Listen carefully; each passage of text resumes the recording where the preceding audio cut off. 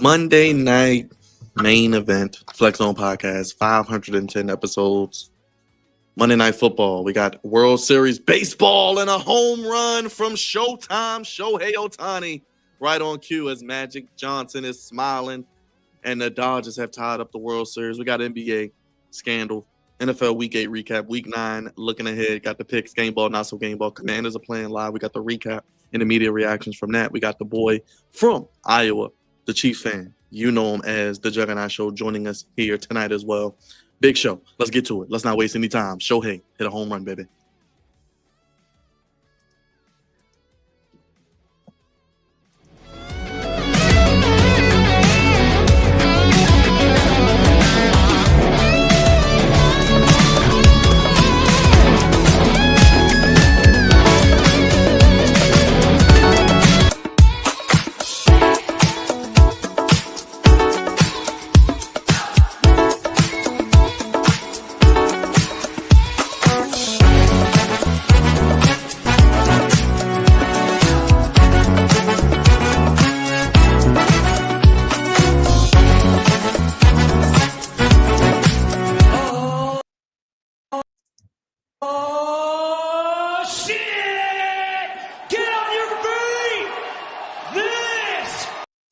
That's right, baby. Live and in living color, and Shohei Ohtani continues to be maybe the best baseball player ever.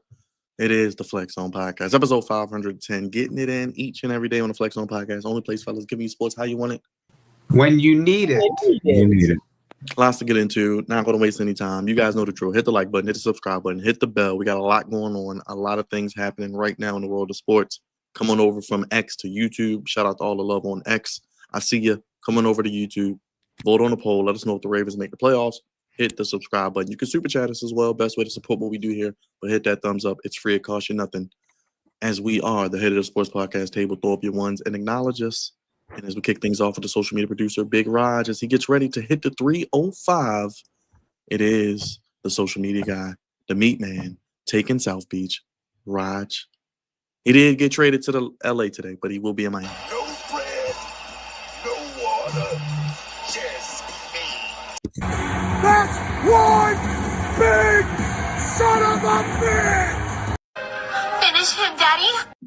And Gabe Vincent is expected to miss 2 to 4 weeks after undergoing an MRI on a sprained left ankle. Great. So that means we lost another Laker for an extended period of time. We'll be discussing, the gambling situations and some other things tonight. So buckle up. It's going to be a really fun show. I don't know if I should play this man's song, but it's part of what we do here. He's not happy. Haters can't stand us. Left hand up. Commanders. Commanders. We fight for RDC. Who are we? The Commanders. Commanders. Commanders. Those haters. Cravante, Bay. Stupid. Just stupid. Jam. Oh, jam. Well, now that's goofy. Did you bet on the Man. Shohei Ohtani home run today, Cravante? You would have cashed out. I keep I keep forgetting. There's so many sports, it's hard to keep up. Like you said earlier, it's crazy amount of sports to keep up with, and I'm trying to cover all of them, and I always miss something. And God, how do I forget that? Just bet on him to hit a home run in every game is pretty much automatic at this point. Two, my gosh. But yeah, it ain't too much to talk about with the game with the Commanders and the Chiefs. Pretty much what I thought was going to happen in the second half was going to happen the whole game, but it didn't. So, but ultimately with the final score, you wouldn't be able to tell the difference. Last but not least, the OTC, the Tribal Chief Flex Zone Messiah, Savior Misbehavior, Pride of the East Side, Drizzy Dre, Mr. Homecoming. Acknowledge me. Nigga 5'2", the Samoan werewolf. I love you solo. Whose house? What's going on, America? It is October, and you see I got the John Cena out here for breast cancer awareness. Yes, we love the boobies, right, Dre? Oh, you know it. Well, we also love gambling and making money, and there was a big scandal last week in the world of the NBA. Chauncey Billups dealing with the mob. We had the Gambino family. We had De Niro. We had Pacino. We had Hoffa. We had them all. We had the crime families. We had Terry Rozier potentially, ruining the integrity of the game. Damon Jones, a good friend with one LeBron James, part of the Clutch Sport team, as is Chauncey Billups, had on the Clutch Sports hoodie as he was being taken out of court. There are two different, obviously, entities. Chauncey Billups is rigging people of certain games with the Mafia. We got Terry Rozier potentially and Damon Jones giving insider information to LeBron James being injured. So many different moving parts, potentially over 30 to 35 people. We're hearing Kevin Garnett. We're hearing multiple other athletes could be connected. It gets deep. And Raj, I'll start with you, man. I know you aren't the biggest gambler, even though you do hang out in the casino. How you feel about this whole scandal, man? Is it just stupidity, like Charles Barkley said, man, or is it an addiction, greed? What is going on here with all this betting and money being stolen from people? No, I'm with Charles Barkley. People are stupid, man. You're making millions of dollars, and it's ridiculous that you're going out there and you're just going to get arrested, be involved with mob ties, like this is a Drake song or something. I just don't understand it. I don't get it. What was it? The Gambini family, the Gambino family, or something like that. I mean, I haven't heard that name in like almost 30 years. This is not Goodfellas. This is not Casino. Okay, this is not The Godfather. I don't understand what is going on today with Chauncey Billups and Terry Rozier and others, because I'm pretty sure others will be named in this situation. But it's just stupid, man. It really is. I mean, y'all making too much money to be doing this dumb stuff. I mean, if you want to gamble legally, okay? Don't do it on your teams.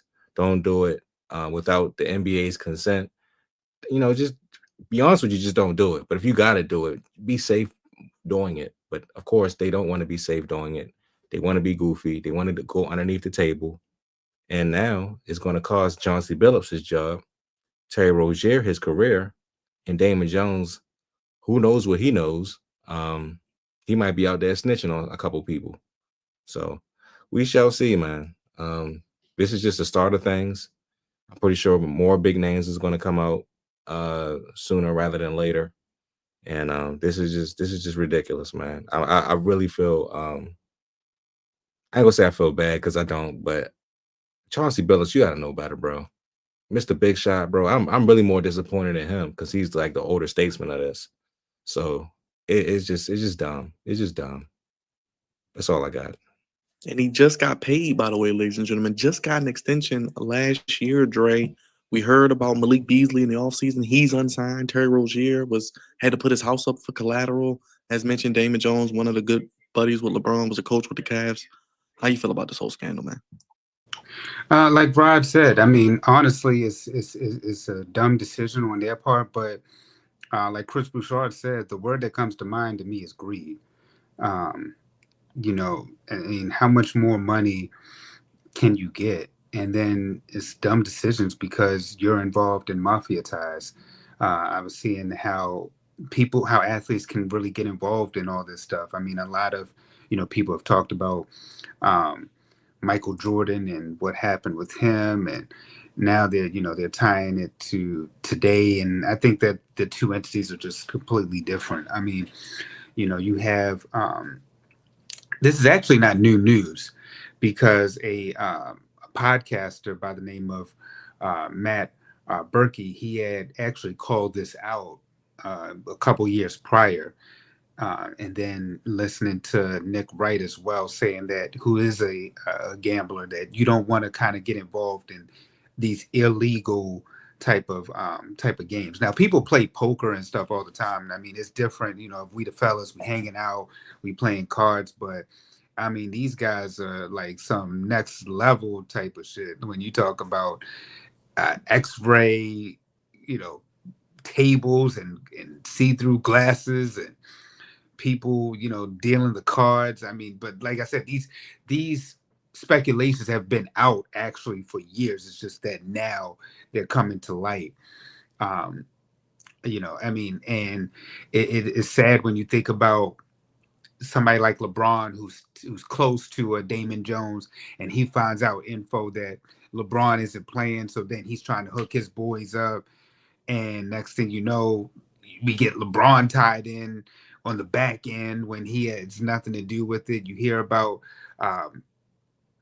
some of these other players who potentially are involved, and we don't know all the details yet, but it's just a sad and crazy situation that something we've known about for years. We've heard about these scandals in college football, college basketball, the pros, and now you hear about somebody like Terry, and then wondering why the NBA isn't coming after him, and the NBA is saying, well, we're not the federal government, so there's only so much that we can do. And now and it's just crazy to hear a player, but now you're hearing coaches involved and former players.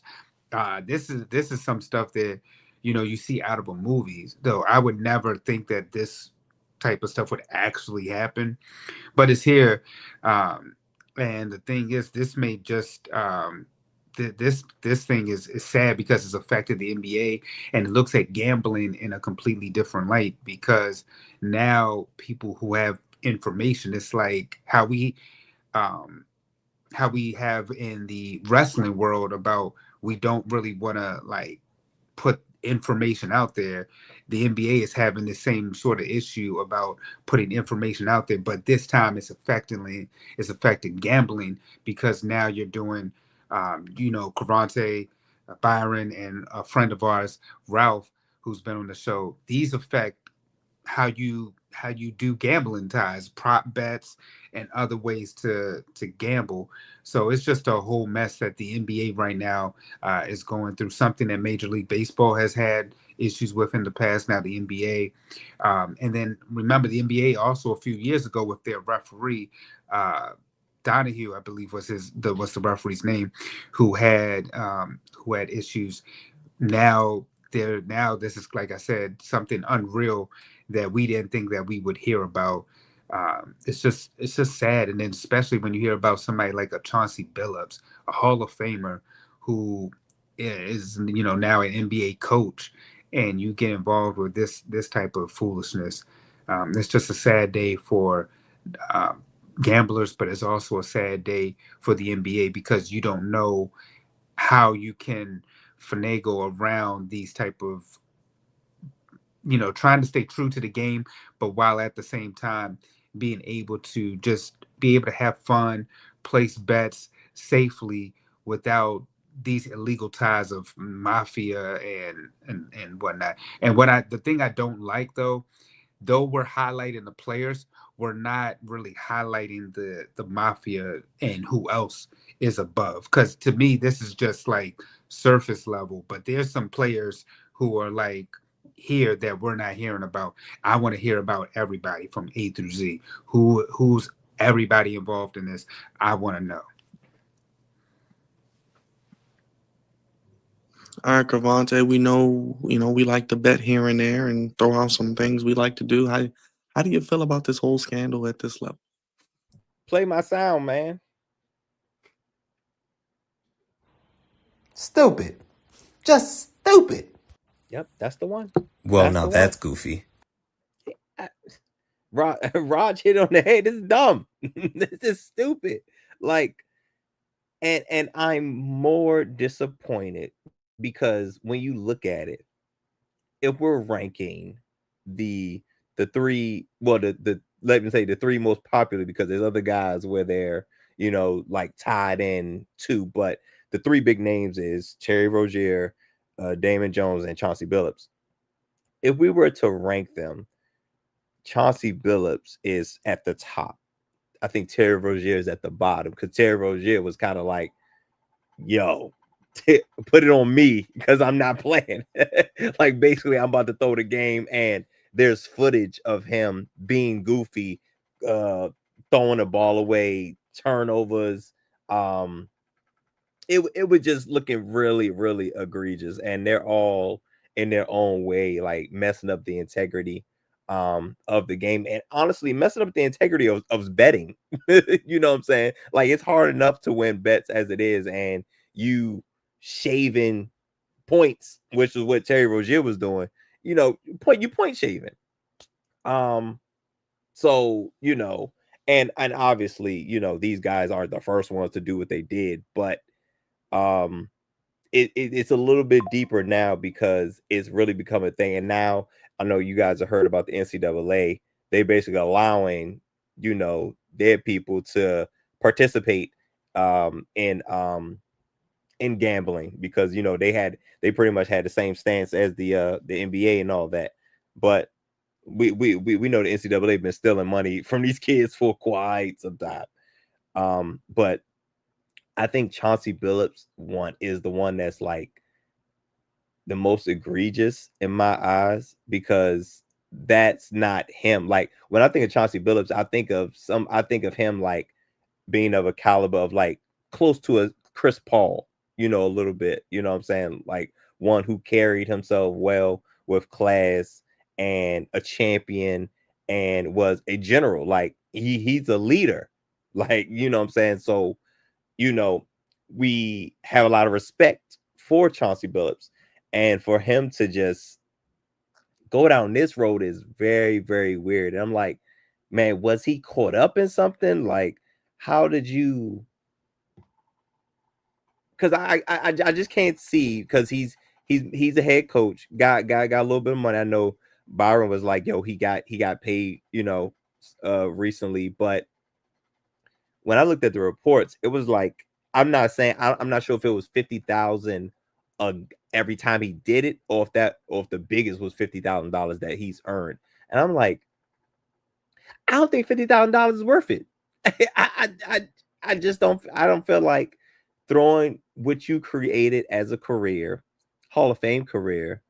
Now you have a chance to, stake your claim as a NBA head coach. You're ultimately throwing all that away for $50,000.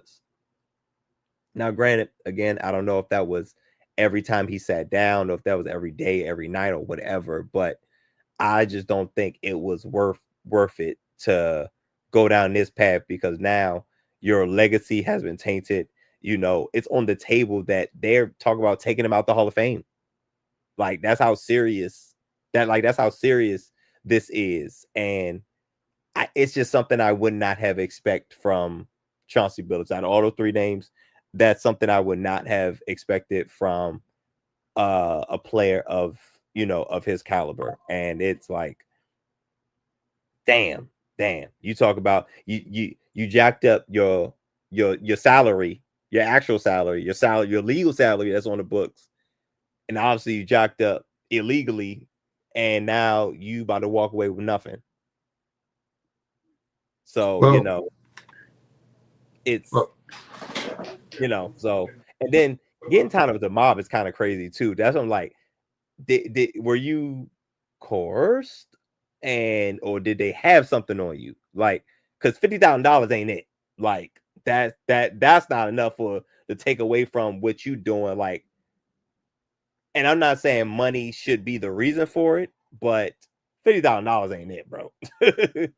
From what you created and what you're making as an NBA coach, yeah, man, I don't know, and it's very, very, very disappointing. like I said, man, it's greed, and I'm just thinking about like maybe they got involved in gambling debts. Like I said, Laura Coates has a good interview, um, just discussing this matter, and then when you talked about the 50K, I'm just wondering, was it 50? To me, it's got to be 50K each time, because I just doubt with That's the only one the that makes money sense, right? yeah, because the money he's made, plus he's a coach, so you're making millions upon millions of dollars as both a coach and a player. So it's got to be, to me, I'm just thinking about, it's got to be like 50K each time, because that stuff adds up. I mean, the and it's not to say that Wayne has gambling ties, but I'm just thinking about in the aspect of when Little Wayne had like with these colleges, and they get these artists to come for homecoming and stuff. I remember at the time, this looked like my freshman year in college. Little Wayne had came when he was really hot, and they were like, how did Morgan get Little Wayne? And Wayne was saying that at the time, when even though he was hot, he charged a lesser amount but was going to different schools because that money starts adding up. So instead of like charging schools this big lump sum and he can only perform one place, he can perform in multiple places. And so that's my only thinking with when you talk about the 50K. It's got to be, in my mind, it's got to be 50K. Right. Because it would just be egregious that you would just wait when you get in a bag on top of the bag that you already got. So you got to, like I said, you got a bag as a player, you're getting a bag as a coach. And then, like you said earlier, Byron, you got an extension, which means you got more money and more years. So I would just have to think it would just have to be at least 50K each time. But how they were doing is just crazy, to say that you're getting this amount to sit and play poker with this NBA player. And then I just think that, like you said, the mob is one thing, crazy in of itself. But for them to say that they got these X-ray tables and people up there shuffling the cards and knowing how the cards are about to be, and they got these special glasses to see what's in people's hands, that's just some next level stuff that I just can't even fathom in my head. And to hear people say that these are the type of games that people are told to stay away from because they don't want to get caught up in a mess like this is just something, like I said, that to me is just unreal. And then, like you said, when you think about somebody like a Chauncey Billups, who was the leader of that that Pistons team that beat the Lakers, it's Bad just Boys like, 2. really. You said what? Bad Boys 2. So I just think that everybody is just really shocked. And like you said, I mean, Terry Rozier is probably the bottom man. You're a little bit like, damn, because Damon Jones, and Damon and LeBron are like this. So you're like, damn, LeBron is like, man, I can't even trust my mans, over here.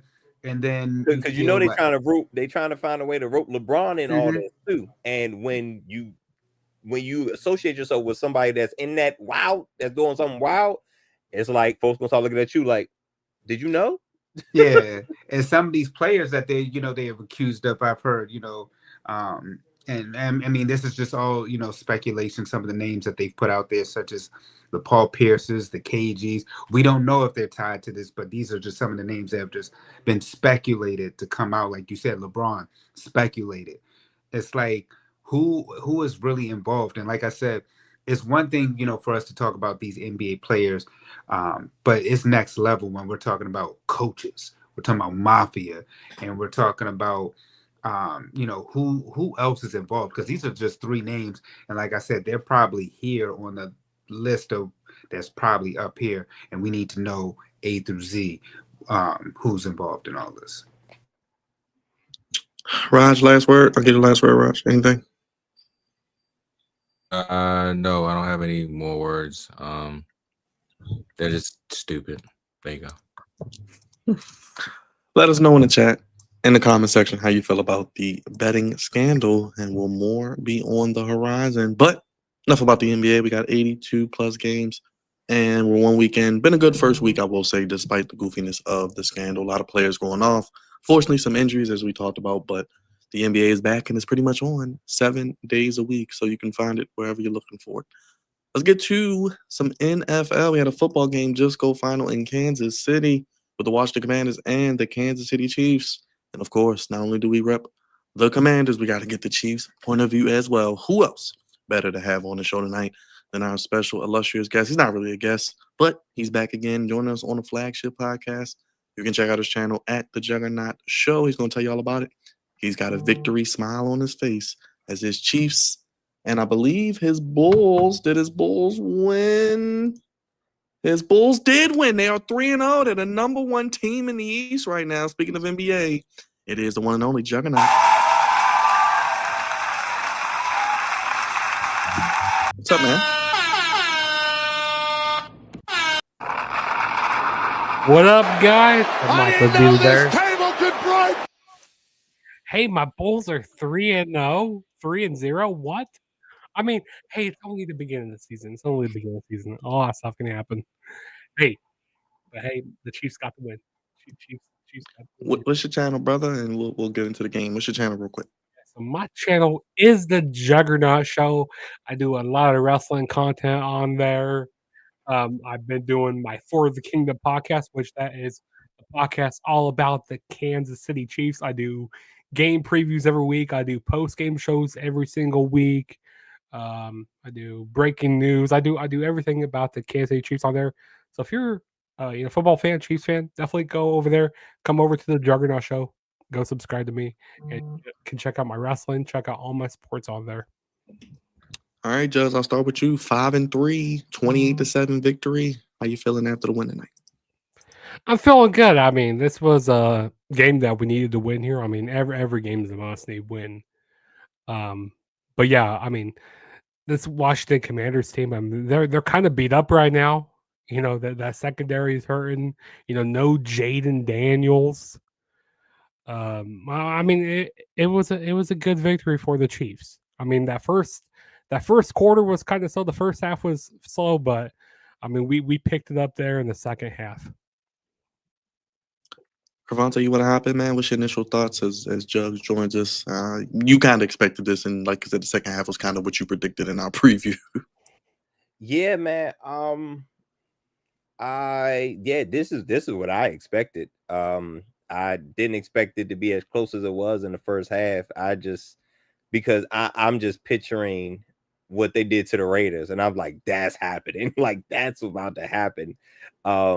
We're on the road, like you said, we're beat up. No JD5. The bright spot was that we did get Deebo Samuels and Terry McLaurin back, and Terry McLaurin had some tough catches in this game, but we don't have all the horses, and the defense is a little long in the tooth, and by a little long, I mean a lot. So, this is what I expected. Like, when you lose games like the Bears and the Cowboys, that's leading into the Chiefs game. You come in with no momentum, and the Chiefs have all the momentum. Like, getting Rashee Rice back, getting Xavier Worthy back, like they're fully all going forward. Offensively, they're stacked. Offensively, and they have all their guys, and now they're slowly getting to the swing of things. So now it's like, oh, here come the Chiefs again, and we already know that the defense is under Spags is top notch as well. So now, unfortunately, now it's like, oh man, the first 2 weeks is like, oh man, the Chiefs don't look this, the Chiefs don't look good, the Chiefs don't this, the Chiefs don't that, and they weathered the storm, and now they got all their guys back. Now it's like, oh man, yeah, I forgot the Chiefs are still the Chiefs. You know what I'm saying? Andy Reid, Patrick Mahomes, they're gonna find a way to weather the storm and figure it out. And this was absolutely a game that they were supposed to win, and they handled business. Now, I believe they have the Bills next, if I'm not mistaken. Yep, the Bills next week. So that's gonna be a big matchup. It's always a big matchup between Josh Allen and Patrick Mahomes, but the Chiefs, it look like the Chiefs and the Colts are the best teams in the AFC, which is crazy to say out loud. Dre, you want to hop in there real quick? Well, we got the Broncos as well, 6-2, Cravante, and I believe the Chargers are 5-3 also, but the Broncos are 6-2 right now. I ain't talking about record. I'm talking about best team. Right. I was just saying, ever since you slid Bo Nix, just what is it, like 8 touchdowns, no interceptions since you slid him? Just saying. Man, they caught fire since the last game, man. Since that fourth quarter, their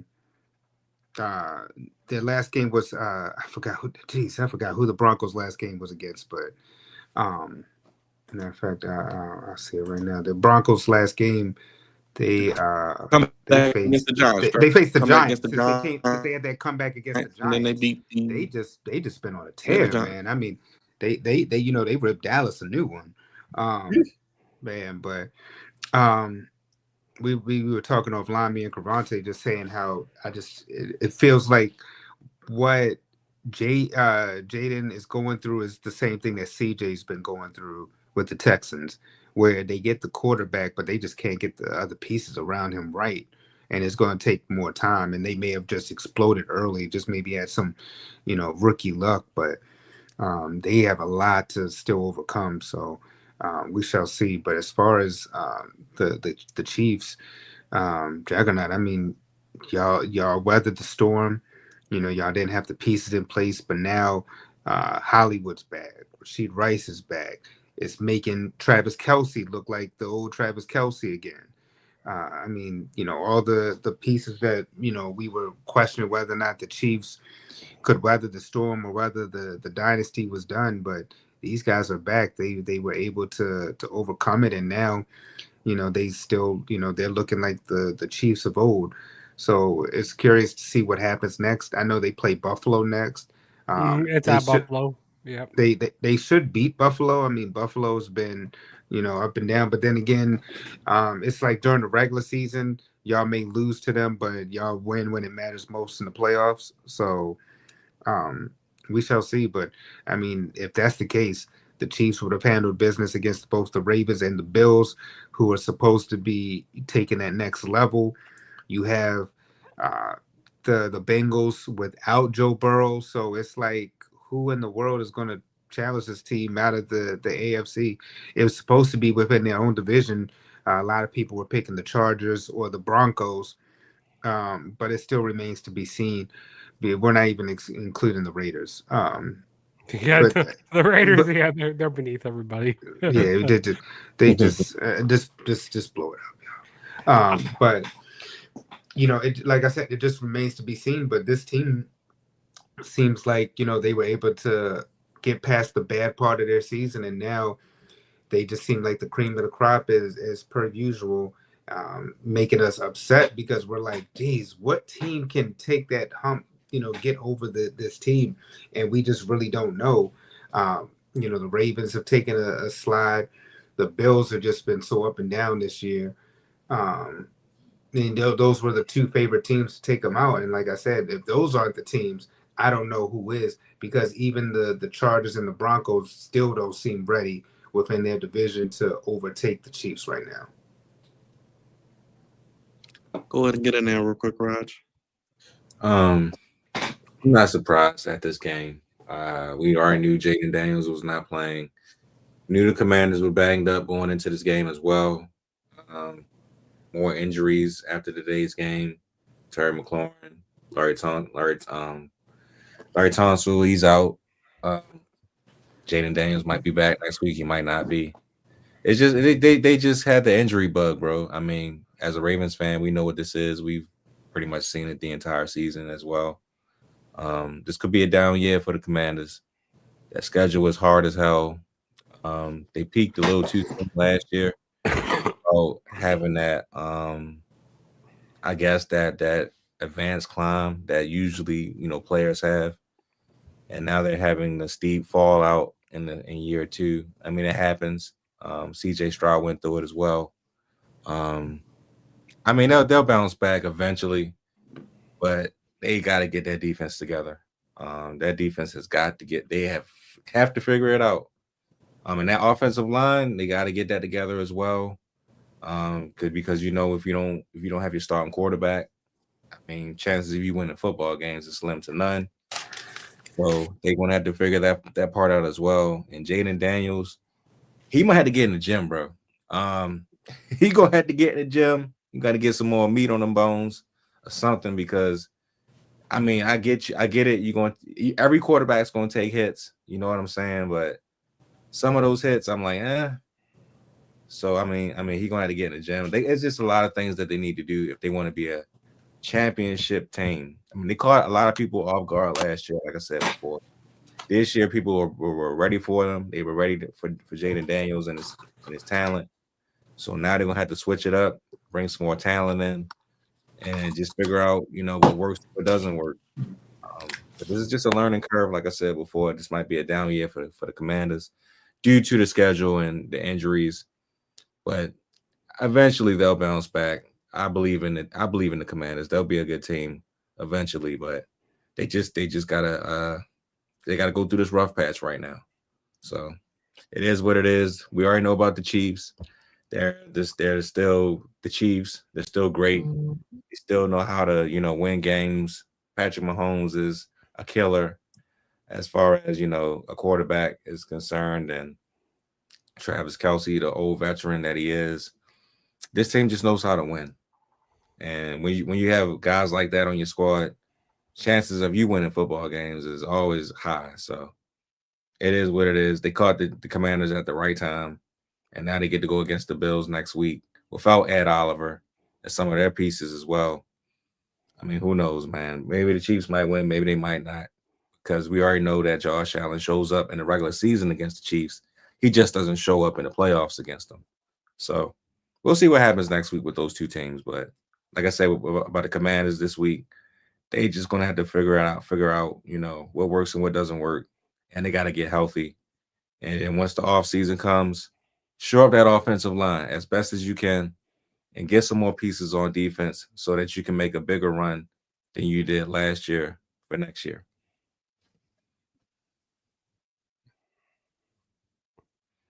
Go ahead, Jugs. Travis Kelce, 100th career receiving touchdown, including the playoffs. He ain't done yet. The offense with Rashee Rice, Pacheco. Do you think you make a move at the deadline, maybe? I mean, do you think you need anything? I know you want Alvin Kamara, but, it doesn't look like he's getting traded. I mean, it looks like you guys are locked and loaded. I don't think, unless maybe we go get something on the defensive side, I think we're pretty good offensively. And a lot of Chiefs fans been comparing our old receivers, back in 2020, how we had the Legion of Zoom, and now, with the receiving core that we do have right now with Rashee Rice, Xavier Worthy, I'm trying, and then we also have Tyquan Thornton. He didn't do too much. He didn't do much in this game tonight. And our young receiving group right now, they're really quick and stuff still. So that's a good thing. And Travis Kelce, he's still making big plays when he needs to. Yeah, because it's kind of taking the focus off of Travis Kelce, so that's a really good thing. But I don't think we need anything. I think we're doing fine right now. And of course, Patrick Mahomes, he could still run out. He could still scramble and use his legs. I still don't like that he's, leading our rushing. He's leading that still. I still like Isaiah Pacheco and Kareem Hunt to get more use out of them. But Kareem Hunt, He had a couple touchdowns tonight, which that was nice.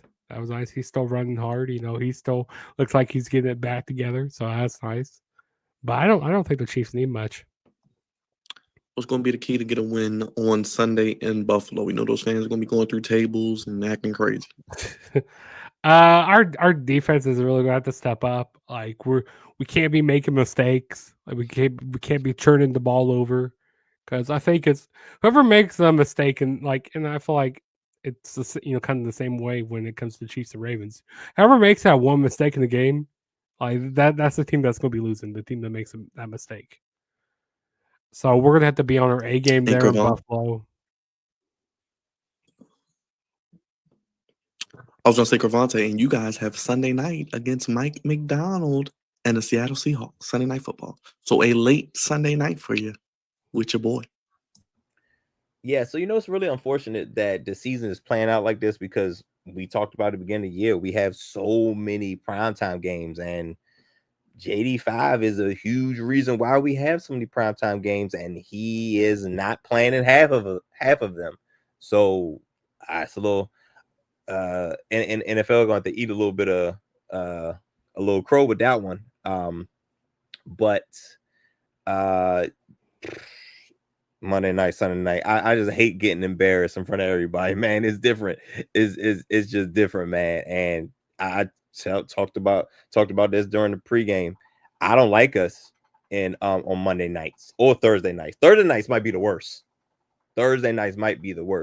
But I don't like Monday nights. I'm not a fan of the primetime games when we are in our rough patch, when we're banged up, and the reason why we are in all these games is he's on the sidelines.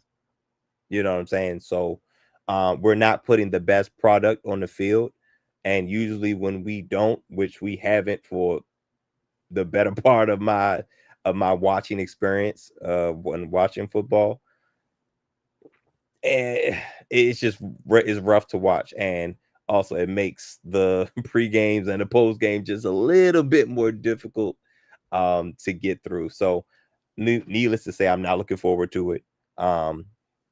Like I said before, this is entering the rough patch of our schedule. We have the Seahawks, and then we have the Lions after that. And I don't think we have a bye after that. Like the bye it's not close enough. But we go to Spain, Cravante. We gotta go to Spain. We go to Spain. We gotta play the Dolphins, I think. 9:30. Yes. Well, I guess the Finnies gonna get the winnies. I guess most. I ain't gonna hold you, Byron. I don't know how much I'm gonna catch of that game. Well, I don't know when. So I guess we'll do the post game before the 1 o'clock games. Possibly. Yes. But yeah, man, we get an international game, and I'm not even sure if JD5 is gonna be healthy, and I'm not even sure if it's in his best interest to play in that game, because the offensive line, like our left tackle, just went down with a hamstring.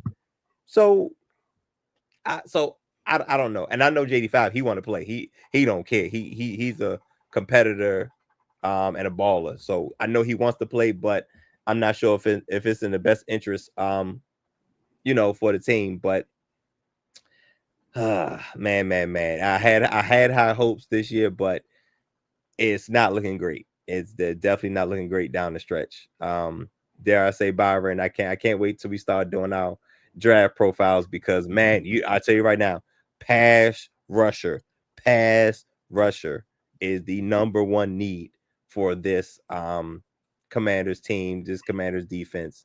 And then we go down a list with the rest of the stuff, but God, you ain't doing enough without no pass rush. Real quick, Jugs, Pat Mahomes, 17 of 19, 210 yards, 3 touchdowns, no interceptions in the second half. Is he back on his what does he do, Jugs? Hold on, show the people what he be doing, Jugs. What he be doing? No, you gotta do the little hand signal. What is he do? He does this. He does this. We talked about that earlier. Yeah. I thought you were talking. We said when Pat does this, That's when you know it's it's like over. we He's about to talking run more it up. code. He's giving more code. He's telling the referees, he's like, "Hey, he's cheating hand, cheating hand." but you know what I really think? I think that's him like, yo, give me the play, give me the play, give me the play. Like whatever's happening, hurry up. He goes like, yeah, give me the play, hurry up, because we just got to play, and I want it. I'm trying to get it fast. I'm trying to get it quick. Yeah, you know what? We haven't seen. I think what makes him really special is it's like a combination of like Peyton Manning and Tom Brady at the same time, because you know how like Tom Brady was able to like just read the defenses and Peyton Manning could just get plays off real quick and kept the offense on the field. I think that's one of the reasons that we celebrate Pat so much, because he's just the best right now at reading it. And Brady said that. Brady was like, you know, what really made him special was that he was just able to really be able to know what the defense was giving him before they was able to give him the play before they even got the play off. So I think that's why Pat is just really special. And think about it, the only 2 times he's really lost in the Super Bowl has been when his offensive line has struggled against the Eagles, and then it was against the Tampa Bay Buccaneers. But yeah, and think about it, you're right. Then even dating back to when they lost against Tom Brady in the AFC Championship game. I mean, he's just the man is just special. Like I said, and you know he starts flowing when he does. Am I getting it right? Am I getting it right? It happened fast too. It happened fast, real fast. So, and but also along with all of that, he has athleticism too. Yeah, he can. You know what I'm saying? Like Peyton Manning and Tom Brady combined don't have the athleticism of what Patrick Mahomes has. So he has all of that, and he's able to dissect and still escape. I mean, I don't like that he's been scrambling so much, because I like him to save that more for the playoffs. Because like, it's just like wearing him out right now. But I mean, as these past few weeks, he has been regressing with how much he has been scrambling. He hasn't been the leading rusher. Like this week, it was Isaiah Pacheco, because he had 58 rushing yards, which was really good. And Kareem Hunt had 40 rushing yards. So Patrick Mahomes has been regressing with how much he's been, scrambling and rushing the ball. So that's been a really good thing. But yeah, I just worry about him when he's scrambling around, because I just don't want anything bad. I don't want him to get injured, because that would be the end of our season. That would be the end for the NFL. The NFL would be hurt. Damn. But I think Patrick Mahomes was running out of necessity, because all his horses wasn't there. But now that he's fully loaded, he really don't have to run as much. You know what I'm saying? Wow. That is a little bit of tea. Okay, all right. Yeah, I was gonna say real quick, man, sports equinox. So there you go. Jugs, let me ask you this then. How do you think that Pat has such continuity with his receivers? I mean, he's able to throw like no-look passes, or sometimes able to just get a pass off and just know that his receivers are just going to be there better than any NFL quarterback right now. That's something I always try to figure out. Like, 'cause I don't know how he knows where his receivers are going to be at that point, or like how they're just like that trust between him and his receivers. Like they just have this bond between them. It's just something else, like something that I never seen before. Because do you see any other quarterbacks in the NFL doing no-look passes or doing these sidearm throws? Like I don't see anybody else doing that except for Patrick Mahomes. Yeah. And maybe that's where he gets, that baseball side of him, because, he was a baseball player in college and stuff. Absolutely. So I feel like, because he could have been in the MLB if he wanted to be. He could have been making a whole bunch of money in MLB. But he chose to do football. So I don't know. Maybe he gets it like from his baseball side. But like, yeah, he just builds these bonds with these players. Like he has so much trust with them. And like he just sets it up at at that point. He goes like, "Hey, you need to be right here at this point. I'm going to throw that no-look pass," and those receivers get there. But yeah, there's so much trust between them. All right, guys, let us get to the Ravens. Let's go up north. Dre, I'll start with you because we didn't get your recap yesterday from the Post game, but they beat the Bears 30-16. Still alive, brother. Staying alive. Yeah, staying alive, but barely. And crazy. We talk about, the Ravens finally getting a win after a 4-game skid. But it might have been some home cooking because being at home, Caleb Williams, I don't know what in the world is Caleb Williams, man. We talk about, some players, man, who be up and down, but this brother, man, I mean, it's like, did the Bears really, make all that of them a mistake with choosing him? I mean, because we talk about Justin Fields within this system, but I see Cavante giving it the thumbs down. Caleb Williams, I mean, look, the brothers from the DMV area, and we just are like, yo, what in the world, man, are you doing? You have some of these good games, and I think watching Colin Cowherd today on the Herd broke this down real good when he was saying how Caleb's opening drives, he said, is like best in the NFL. After that, I mean, the numbers, the completion percentage, they just start dwindling, and you're wondering, like, is it because he's on script in the first on the first opening drive and in that first quarter, or is it because um after that he just kind of has to figure out what to do, and he's still not processing like how to read the defenses. Yesterday, that interception that he threw to basically give the Ravens right back in their goal line. It was like, what in the world were you doing? Caleb is saying that the the safety undercut the receiver, and then the head coach is looking at it from a different perspective of like, well, I don't think Caleb should have thrown that ball. So it's interesting how it is going to be moving forward because Ben Johnson coming from a Jared Goff who played a certain style, and you're seeing him coach Caleb who plays kind of more of a free ball style. So it's just, how's this thing going to be moving forward? Of course, I'm happy that the Ravens, we got the victory. I don't know why we didn't play Tyler Huntley before, and we was giving all this praise about putting in Cooper Rush. I just didn't understand that. If it didn't work one game, they went back to the well the second game. I'm like, dog, we don't got time to be losing any games, especially the fact that we had lost that Texans game, and then it's like, no, we can't afford to lose anything, and yet here we go. So I'm like I said, I'm happy that we were able to get that victory, but at this point in time, we really can't afford any more losses at this rate. Yeah, it was the Houston game when it was like we just got annihilated. Then we took on the Rams, which was a closer game. I mean, then that may have been a game we may have been able to win because the score was a lot closer. But like I said, I just didn't understand from jump why we didn't put in Huntley, who's been in the system and who's been able to give you like similar to what Lamar was giving you. I don't understand why we delayed putting him in sooner. If Lamar isn't able to play Thursday, keep this momentum going because we'll need him, and then hopefully he'll be back for the Vikings game if he's not back for the game on Thursday against the Dolphins. Go ahead, Raj. I don't know what to really. I mean, I already said what I needed to say yesterday in yesterday's post game show.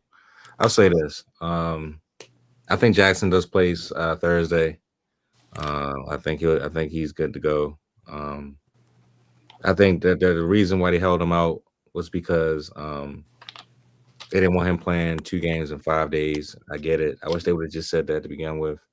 They didn't have to. And they might be in some trouble, Raj, too, because of how they did the injury report. I know. I was about to get to that.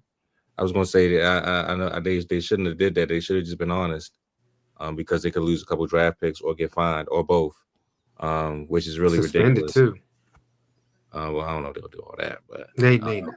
They're not doing all that. But yeah, they might lose a draft pick. They might get suspended. I mean, not suspended. They might get fined really heavily, but Yeah, it was the whole thing was just stupid. Like I said before, they should a Harbaugh should have just been honest from jump. And I don't get why he does the stupidest things, but it is what it is.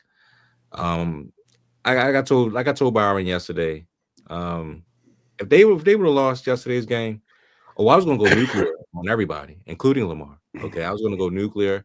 They was all gonna get this work because they've been goofy the entire week. You know, you hype up the fans, you know what I'm saying? And he didn't play, and I'm like, the hell, what was that all about? So it worked out in the end. It worked out in the end. Tyler Huntley showed that he can still be a serviceable backup, and he looked a whole lot better this time around in Baltimore for a 1 game sample size. So it's great that we got the victory.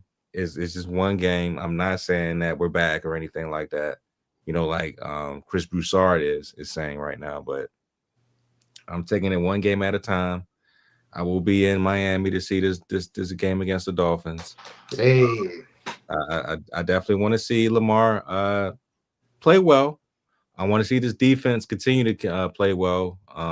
They played well against the Rams and the Bears, so we shall see if they're going to continue to keep stepping their game up because they definitely going to be needed.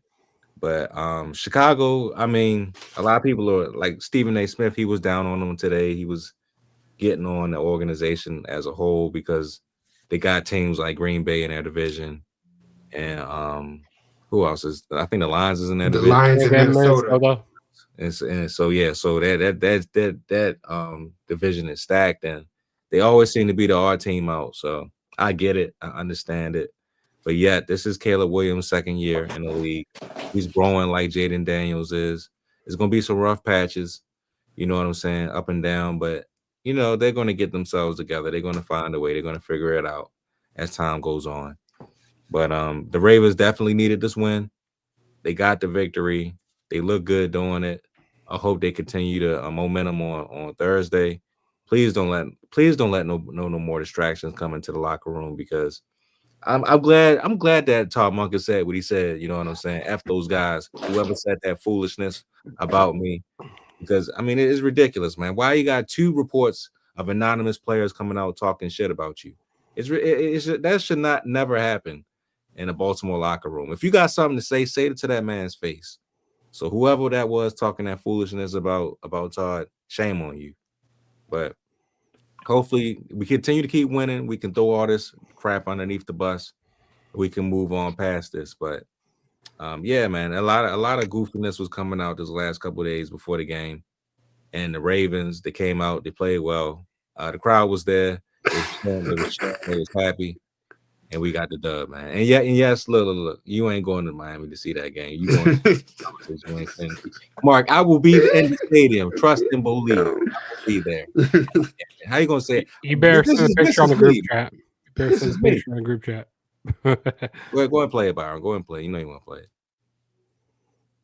We can't hear it though. You got to put the volume up, brother.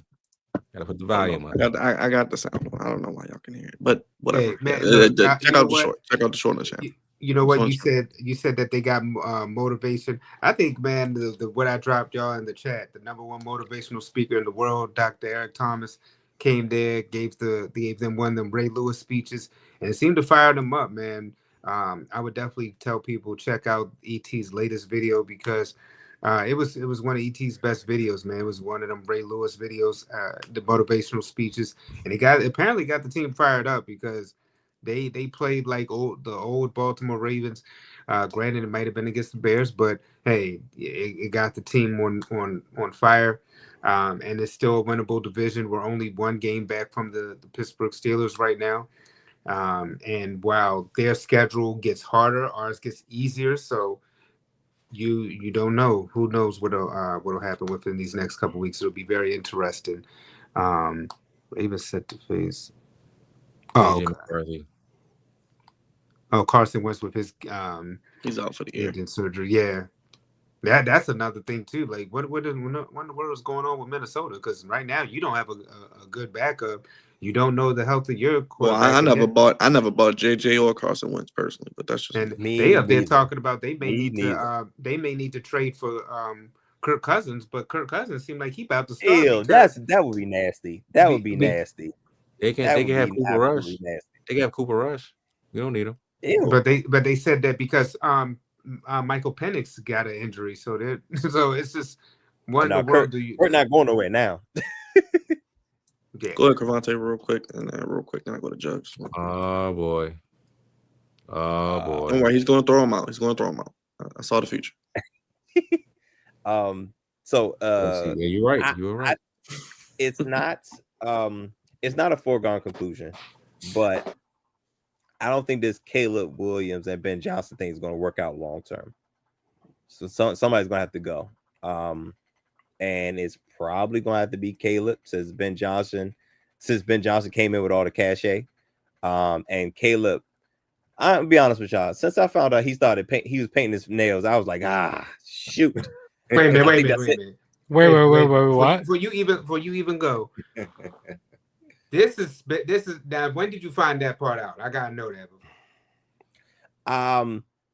I found out like when he was crying at USC in his last game. Okay. I saw that answered everything, brother. Because I was getting ready to say, if you found that out when he was a professional, bro. Oh no! Because it's crazy. I saw his hand when he was crying. I'm like, hey yo, what's that? And I'm like, wait, does he paint both? Does he paint both of his hands? Yes. Okay, it would be different if he only painted one of his hands. No, he shouldn't be painting none of them, man. Because listen, like apparently, like people who do like play guitar or something, and like it helps something with their fingernails and something like that. That's why some people paint their fingernails. No, look. So he a guitar player. Look, that's what you got to pick for. That's why you got to look. That's why you got to pick. That's hands as much. Yeah. Jug, how old are you? 27? You 27?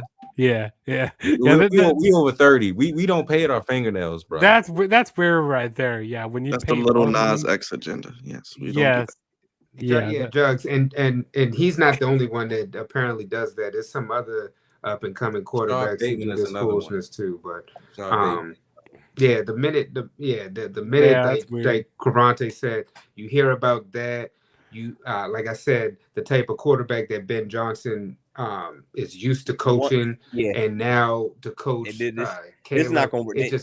It just don't seem like. I agree. It just seemed like long term, you don't know how this is going to work. My only issue is before I give it back to Cravante is that Ben Johnson, you came in. It's similar to like Sean Payton and Russell, where you came into this acting as if you knew, hey, I want to coach this team because of this player. And now you get there and it's like you do a complete 180. So I'm just wondering, where do you think that came from? Because somewhere in this, is it like do you think he came in with a pre-existing agenda, or do you think something happened along the way that he's like, yo, this isn't going to work, and I'm gonna need my guy. My gosh! Oh my heavens! Jesus! Let me get off camera. Man. All right. Yeah. What the hell? So listen. All right, bro. Because I was going to say something. I promise I was going to say something. So Dre. All right. So I think this is something we don't take into account. Head coaches have some of the biggest egos in the league. And I think if he felt like he was him, and which the end of the league said he was, because he was the number one candidate for 2 years in a row. And he went back to Detroit, that one more year, and still got number one, the number one hottest coaching candidate. I think he went into the situation, was like, yo, he has a lot of potential. I am about to make him that. But the problem is, it's hard to break a backyard quarterback out of that habit. It's really hard. Because remember, when he was back at USC, it was all on him, man. He had Addison, that 1 year, but Caleb Williams had to make it happen. But in a Ben Johnson offense, You don't have to make it happen. It's about timing and rhythm. And nobody's ever sat down with Caleb and taught him that. But well, my thing is, let okay, me follow up too though, because I gotta ask you, because it's different in a situation where like a Chucky with a Derek Carr or a Sean Payton with a Russell, because you're coming from coaching to analyzing back to coaching. In this case, Ben Johnson, not only was he the offensive coordinator, you've seen Caleb two times for the past couple years. So you had tape, you knew everything. I'm hearing what you're saying, but I think that this is just a different situation, because it's not as if you just seen him from afar. You've studied this man. You know about him because he's within your division. And now it's just like I said, it's just an odd pairing, because in this case you definitely knew what you were getting into, and yet it's not working. I think because again, watching him on tape and getting to know him as a person is two different things. I legit think that he went into the situation like, yeah, I am such a great offensive mind and a great offensive coach. I think I can change him.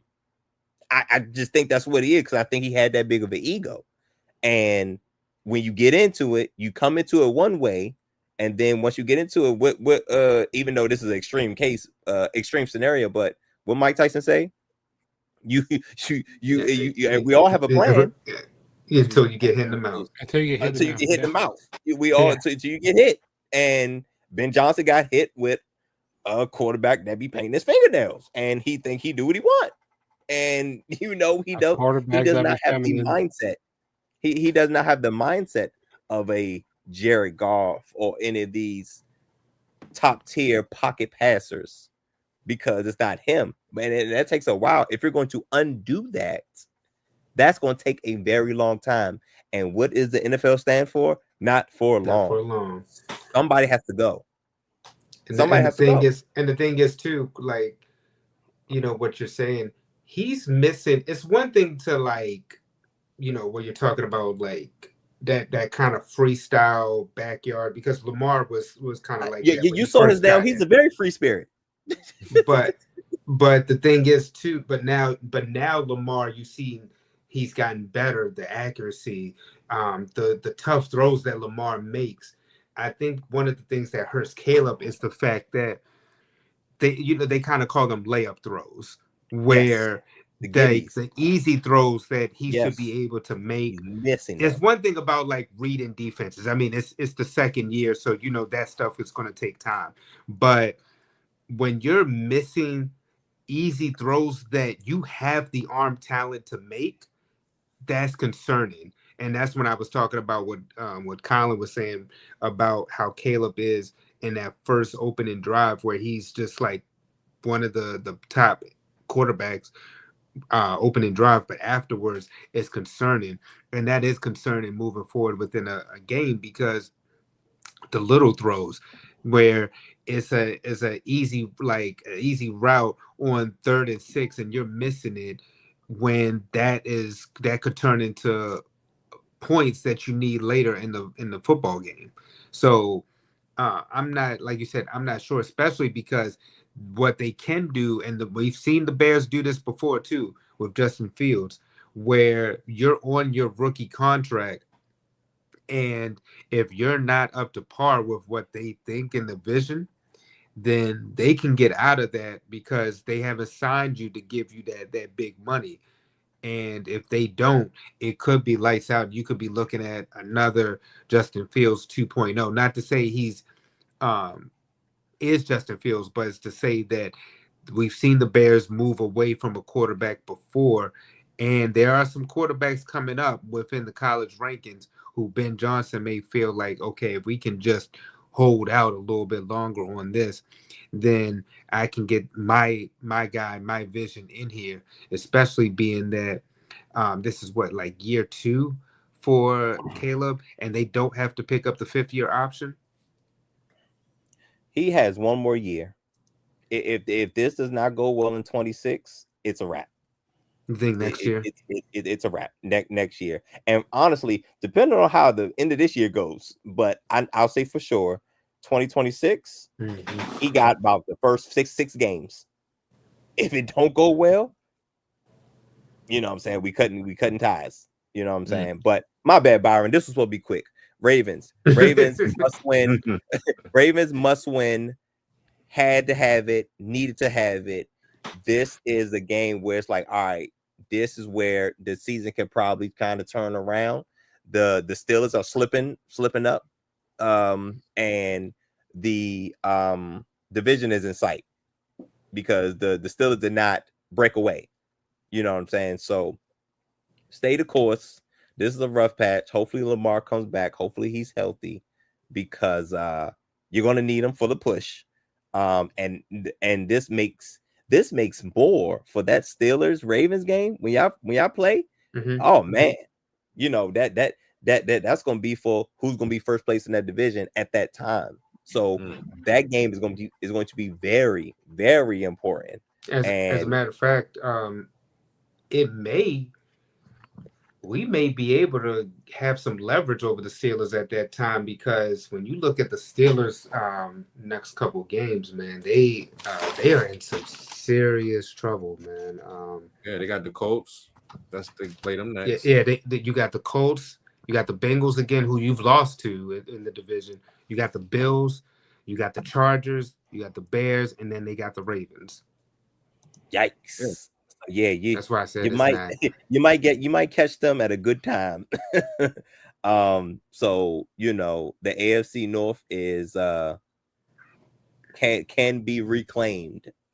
Even though you fell down, but it's crazy that the Steelers the Ravens with a losing record are favored to win the division. Yeah, that's wild. Because the Steelers have the 32nd pass defense. That's why. Hey, listen, fuck Aaron Rodgers. I hate that whole. I hate Aaron Rodgers. I can't stand him at all. I can't stand the Steelers. Hate that team so much. And I'm not even a Ravens fan, and I hate them. No, but hey, that was a must-need win for you guys. You had to get everything back on track. And is Lamar going to be back in week 9?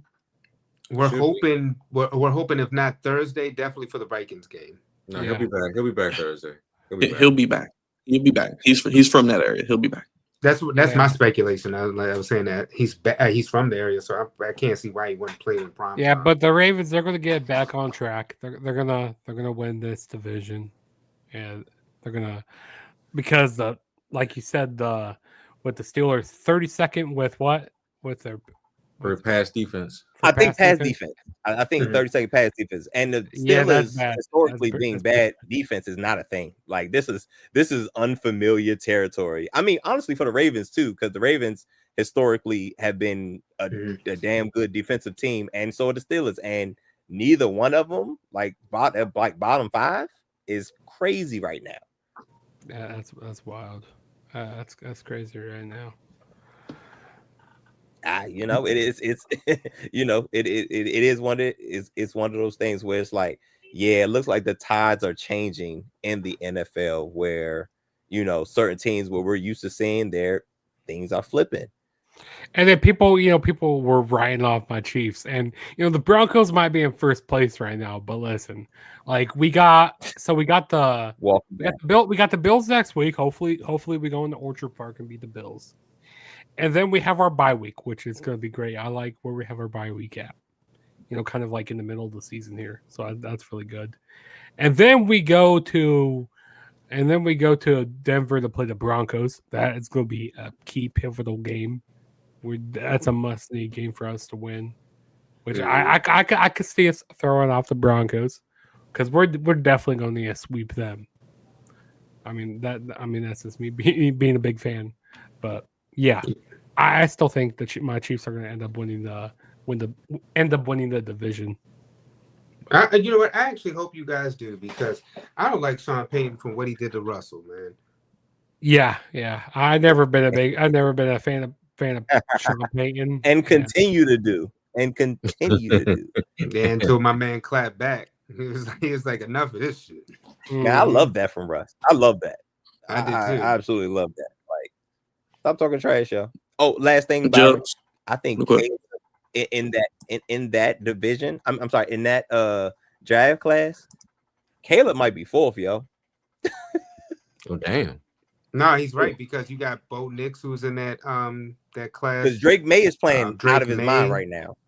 True. Yeah. And my He guy is. JD5, and then Bo Nix. I got to give Bo Nix his respect now because I wasn't a Bo Nix guy. Dre, you were, but all three of them are ahead of Caleb. The only one I think And that the in only question person that's might not be is JJ. Michael Penix. I think was yeah, that's the only one I'm like. Yeah, we're not. Yeah, it's like I could put Caleb fourth, but JJ McCarthy is behind him, and Penix, I'll say Penix is behind him for now, but Caleb is fourth, man, and he was taken first. And the only reason we even saying that Penix might be behind him is because of the up and downness. So it might be Penix and Caleb right here, and then JJ just because we haven't seen JJ.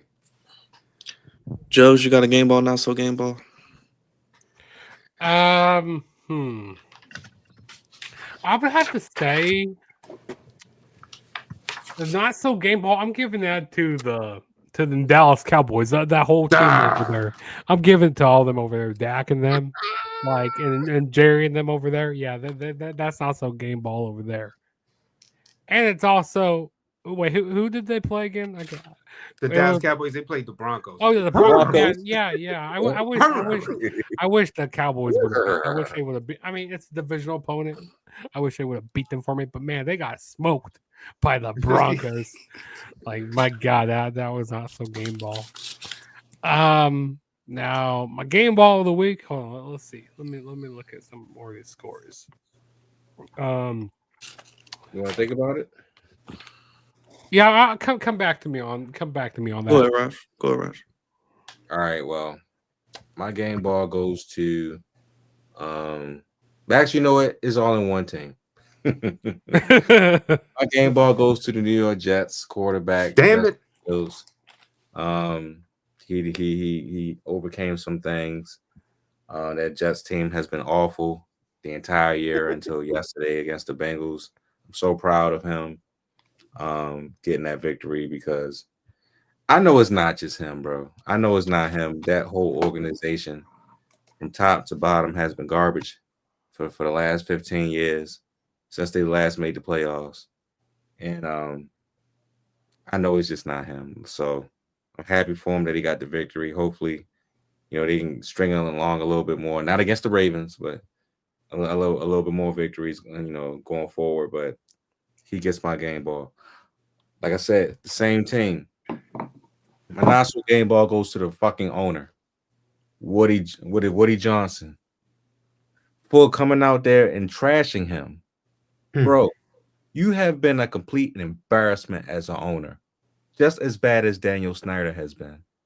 For you to even say the things that you said out your mouth is ridiculous. So I don't understand that. I don't get it. But you need to shut the F up forever until you get your shit right with your team because they're an embarrassment to the National Football League. So, I mean, I hope you never run your mouth again to Justin Fields. I understand that y'all was 0-7 or whatever, but you sir have no right at all to say anything bad about anybody because you have been a complete joke as an owner. So that's my not so game ball. That's clown Woody Johnson, and my game ball goes to Justin Fields. Josh, you got one real quick before I go to Dre? Game ball. I'm gonna have to say the game ball will have to be Travis Kelce. I'm gonna give to him play right there. Go give to big Travis Kelce getting his what'd you say he got earlier tonight with that touchdown he got? 100th career touchdown regular season and postseason. Ties Priest Holmes with 83 for the Chiefs Priest Holmes. Legendary Priest Holmes. Yeah. Former Raven Priest Holmes. Yep. Championship. Yeah, I'm gonna give it to Travis Kelce. Go ahead, Dre. Man, like my good brothers start low and high. I'm gonna have to give my not so game ball to the Minnesota Vikings. They may be looking at a mistake, being that you drafted JJ McCarthy. You only had him for 2 games. He's missed 22 of the 24 games that have been played within the 2-year span. I mean, come on, man. Sam Darnold, we talked about him, but you see, I mean, Sam Darnold's actually doing good with the Seahawks. He led Seattle last year. I mean, he led the Vikings last year to a 14-3 record. Minnesota, you may have made a mistake, and then you have your backup in Carson Wentz, who you find out, you just wondering how the hell is he still keeping a job. So Minnesota is sad because there's a team who's good. You have a good defense, weapons on offense, and you just can't get the quarterback position right. If you can get the quarterback position right, this is one of the top teams in the NFL. And then they're talking about, well, why did Minnesota lose so bad? I mean, of course, Minnesota's going to lose bad when their offense, the Chargers' offense, was out there for damn near 40 minutes. How the hell do you don't expect this team to break? It's not going to bend. It's going to break. You being out there that long, having your defense out there that long, of course, the Chargers are going to win, smacking the dog smack up out of you. But my game ball has to go to, and I can't believe this being from Baltimore, but the Indianapolis Colts. 6-0, 6-0 versus AFC opponents. 7-1, the best record in the NFL right now, and then a lot of rankings that they have are they're first when it comes to things: punting, point differential, third down percentage, sacks, yards per play, and points per game. I mean, I can't wait till my Chiefs play him and knock him off that mountaintop. I really can't. You know it's coming, but for right now during the regular season, they're the surprise team. And yeah, they really. And I'll have to say that Daniel Jones, if it was to end today, Daniel Jones would probably be the comeback player of the year, because who would think that Daniel Jones? Who do you would you ever think that Daniel Jones and Saquon Barkley would be? Well, Saquon, we expected him to be balling, leaving the New York Giants, but for Daniel Jones to have left the Giants and to be able to do what he's doing with the Colts, it's just it's unbelievable right here. So this, to me, is a surprise team, and every time I keep thinking like, all right, it's a fluke. They're not really doing their thing. They actually are. They're actually really balling out. So I'm curious to, like Jug said, I'm curious about what they do in the playoffs. But for right now in the regular season, got to give them their flowers. The Indianapolis Colts gets the game Chiefs ball. The Chiefs play them in a few weeks in the regular season, so yeah, that's gonna be a big game for my Chiefs there. And you know what's crazy? Let me add one more thing. If the season was to end today, the Colts would be the number 1 team in the NFL, right? I mean, I'm sorry, they would have the number 1 seed in the AFC. Yeah. Well, Gavante. All right. So, I know I start low and high. So this actually goes to a player that made a very, very smart financial decision, but a very goofy, like, situational decision. And this is one of those things where he's so elite, but his team is so trash, and he had a performance, and I just was mind blown because he had such a great performance, and it did not matter. Myles Garrett, guys. Myles Garrett. Mm-hmm. My gosh, he is filthy rich. 5 sacks in one game. 5. Just set the record for the Browns franchise for most sacks in a game. 5, and lost by 3 touchdowns. Only the Browns. Myles Garrett, this is your Myles Garrett. No, I can't even blame this on the Browns. The Browns are going to be the Browns. Myles Garrett, this is your fault, babe. And I hate that for you, but you made the decision, as they say, you made your bed. So he's gonna lie in it. Now you Now you have gotta lie in to it. lay in it. Yeah, you gotta lay in it. 5 sacks, just like that. Now he has 10 sacks on the year. Him and Brian Burns lead the league in sacks at 10, and it's through 8 weeks. Such an elite level talent on such a terrible organization. My heavens, it's absolutely absurd. And I was like, man, you were too elite to be this goofy. But you know, I guess being elite and being goofy, I guess 2 things could be going on at the same time. 2 things could be true. Man, him and Max Crosby, man. It's like y'all deserve better. No, they but don't. y'all stay. No, I say, when you stay, do you? That's questionable. But game ball, man. I can't believe I'm going to say this. I didn't think they would sniff any of the game, any of the positives of this year as far as the game balls are concerned. But god damn it, the Miami Dolphins walked up into hot Atlanta and stuck foots. What was it? BTA belts to ass. They put belts to ass against Belts to asses, boots to asses, whatever. They got it all. Whoop that ass. Belts. They took their belts off. They took their boots off, and just kept hitting the Falcons with it. And the Falcons They took the cleats off. They took everything off. Could do nothing. And I was so disappointed because I'm like, yo, Kirk Cousins should not be that far of a drop off for Michael Penix for y'all to get whooped on like that from a Dolphins team that has been underachieving the entire year. But they looked good for once. Tua looked good for once. And I'm gonna keep saying it for once because this will probably be the one and only time they get a game ball from me. Oh, we know this is it. Also, and I'm mad that you took. I almost made it through everybody, but Dre had to say something about the Colts. But specifically, Mark said something. It's Jonathan Taylor. If the season was in right now, I think Jonathan Taylor is the MVP. I ain't gonna hold you. He's been amazing.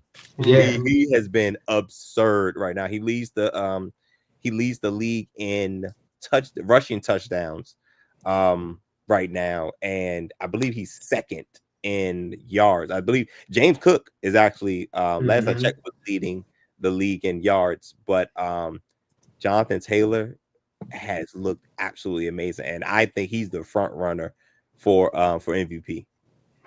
Let's run through these picks real quick. Dre, I don't know if you got the standings, but we can run through the picks real quick. This past week with the standings, I've won at 9-3. Unc, you could have had it, but you changed your pick for that Ravens pick, so you did 8-4. Karate was also 8-4, and Byron, you were 6-6. Right, overall, Unc is still standing at 79-32. And then everybody else is like a game or two back. Byron 73-38, Karate 72-39, and then me at 70-41. So I have a question because I didn't know. I only saw it because Raj did it. Are we saying when we switch picks? Because since we have the little thing on the app, I just switched the pick and whatever happens. I did. We just did. This is just for the purposes of the show, but we do it the ESPN way too for the people. I did it both ways because I know I'm going to mine's going to be skewed a little bit because I switched a couple of things too, but if you switch it for the people, look, I just go by what we do on Monday. Fair enough. Okay, fair enough. If that's the case, Monday is cut. Is Monday the cutoff, or are we saying when we switch picks? Unc texted me Sunday, and then was like, because Lamar wasn't playing, so I said, "Fuck it." He told us Saturday that he wasn't playing, so I said, Unc he was like, "Really?" So look, guys, I ain't gonna make it tomorrow. I was like, oh, I can't stick with the Ravens then. He said, I guess I ain't gonna make it. That's what he told us. He told us that. I guess I ain't gonna make it either. Ravens Dolphins Thursday. I think everybody picking the Ravens on this one, man. Yeah, I'm going with the Ravens. Yeah, I'm going Bears Bengals. Oh snap! Yep. I'm gonna go with the Bears. I'm going with the Bengals. Bengals right here. Jesus I'm Christ. gonna go with the Bengals. I think. Ugh. Yeah, I go with the Bengals. I'm gonna pick the Bears. Vikings, Lions. I think we all pick. I think we all picked the Lions. Yeah, Lions. Who you choosing? We all picking the Wait a minute, Lions. what pick are we on? Because I picked the Ravens and you said the Bears. I know you're Bears picking and- Flacco. I know you're Bears picking and- Flacco. I know Yeah, you're I'm picking picking Bengals. Flacco. I'm You picking love Bengals. Flacco. Yes, you love Flacco. I know Yeah. you're picking the Lions and you're picking the Packers. We all can agree on Yes, that. I'm picking the Lions and I'm And picking. we're all picking the Chargers. And we're all picking the Chargers over the Yes, Texans. we're Yeah, picking the yeah, We're all Chargers. picking the Yes. Patriots over the Falcons. Yeah, we're Yeah, picking And the we're picking the Patriots. 49ers over the Giants. Yeah, we're picking San Francisco. No, picking No, the he's Giants. right because we're gonna pick the Colts over the Steelers. Oh, I'm No, definitely picking the I Colts. picked the Giants 49ers, man. I guess you 49ers by conflicted? default, but Scatter Boo Boo is not there no more. Scatter Boo Boo is not there anymore. Jesus Christ. Yeah. Yeah. All right. He lives But in they're league both neighbor. wildly hurt. This is true. You are I don't correct. know. This I'll is say where 49ers Scatterbo now, is, but right? that, This is that Scatterbo. may be a pick. This is That may be a Scatterbo, pick I Kavante. flip. This is Scatterbo, damn it. This is Scatterbo. Yeah, that season's over. Ooh, Them All damn right. dirty That's birds. Scatterbo. Jesus. Come on. Them damn You sure you want to dirty pick the birds. Giants? Anybody? You want to pick the Giants? No, I'm not picking them. I'm sorry. I'm not No, picking them. okay. No. All right. I just all right, had to all right, warn you. Keep it on standby for you. Keep it. all right. Like I said, everybody's picking the Colts. Yeah. You know what? Colts. I am not a believer in the Colts. I'm going to pick the Steelers. Of course, you're not a believer, but I'm a believer in Mark's team. I'm not. Mark, I believe in your team. Shun the believer. It's a Done must the win for the Steelers. non-believer. They got to win this game. They No, got to don't. win. They don't got to lose. They don't win nothing. I'm putting Anyway. the Broncos on the upset alert right here to the Texans. I'm putting I'm them on picking the the Really? Texans. I'm picking the Texans. I'm putting I'm them on the picking upset alert. Denver. I'm I'm going picking with the the Texans. I'm going with the Everybody's Texans. kissing their ass. Bo I Nick's am ass. kissing their ass. I'm Texans picking defense Denver. is really good. I'm going with the Texans. I'm going with the Texans as well. Man, I'm going with the Broncos. And Patrick That's not Surtain true. out for Right. multiple weeks, by the Right way. with Denver. The I'm out defensive with player. Sean Yeah. Payton and them boys. Whoa. What? What Yes, you say? Pat Surtain out for multiple weeks. He's Shoulder out injury. multiple weeks. Shoulder Yeah. Is Nico Collins coming back? Who? I don't know. Probably. I don't know. Probably. Puerto Rico, Nico. Probably. What a So wait a minute, does that change your pick? You picking the Texans as well, Karate? I think I'm gonna go with the Texans. CJ Okay. Stroud had a really good game yesterday, by the way. That Denver defense, man, I think that they gonna do some things. but Texans got a hell of a defense too. They do. First team to 20. So we would know, right? They put 44. Never mind. Jacksonville versus Las I mean, Vegas. we're going Jaguars. I go Jacksonville, AEW, and guess. Jacksonville Yeah. Jaguars. We're going Rams. Of course. Rams. The Yep. Rams, Is that the 13? Rams, the Rams. Is that All right, 13 all and right, a Judge. half? Jesus Christ. All right, Jugs. I'm going Buffalo. Chiefs, Bills. You going Buffalo? I'm going Buffalo too because they I'm always going. show up. I'm going Buffalo. You know, the Chiefs usually always lose this one in the regular season, and then we always get them in the postseason. But I mean, if we lose here, this hurts our chances of even more trying to get to the postseason. No, it don't. Actually, No, it no. don't. You'll figure it out. You always It hurts your chance of getting number one seed. That's what No, it does. we're That's not what getting it number one seed. We are definitely not getting number one seed this year. I don't think the Bills can stop y'all. I'm going Chiefs. Me I too. don't know at this point. I don't actually. The Ed Bills Oliver they out kind of been too. they kind of I'm been going up and Bills. down. Yeah, I'm gonna have to go with my Chiefs. Yeah, yeah, You're going with the Chiefs, okay? yeah. Karate, who you going with? I'm the Chiefs. They Okay. got all their So horses. so Unc They is got the all only their one horses. choosing the Bills. I'm rolling with Buffalo. Okay. Buffalo. Commanders for now, Ew. Seattle. I'm going with Yeah. Seattle. and Arizona and Dallas. Oh yeah, Cowboys. Ew. Cowboys. That looks like How about throw them up. Cowboys? I This promise will the be a next. I game. promise the next I'm Monday gonna night pick the game. better. Cowboys, but this will be a game that they will lose. Actually, I would mind. So wait a minute, you rolling with the Cowboys? I wouldn't mind putting the you rolling with Cowboys on upset Cardinals? alert. No, I threw the Cardinals away a couple weeks ago. Yeah, But I throw them away. This will be a game. This will be a game that the Cowboys will lose, though. Oh, definitely. We know. yeah. Browns, Jets, Eagles, Buccaneers have buys, and next Monday, I believe that's the 10th or whatever. We have the Packers hosting the Eagles. So That's gonna be a Oh, game. you know what? That's Fun the game. fact. That's the Fun game. fact. I will actually be at that game. Huh? You What going to game? Green Bay? I'm going to Green Bay. So you're not going for the Ravens? You're just going for the Eagles? No. So I'm going to the Ravens-Vikings game, and then the next day I'll be at the Packers-Eagles game. Wait. So you're gonna be in Minnesota? You're gonna go to Minnesota? You weren't going to say anything. You just tell. I mean, does your phone work? Can you get shorts? Sure. Okay. Can you get short? Can you get short? You know his phone is an iPhone. That's 10. what I said. I don't know. I'm sorry. Hey, now look. We holding on, baby. We holding on. Jugs, I got to get you out of here, brother. I know you got to work tomorrow. How can the people keep up with you, man? And what you're cooking up on your channel? Yes, you guys can keep up with my channel, The Juggernaut Show. Later on this week, I'll be doing a preview for the Chiefs and the Bills. That's gonna be a big one. And also I'll be doing a post-game show on that Sunday.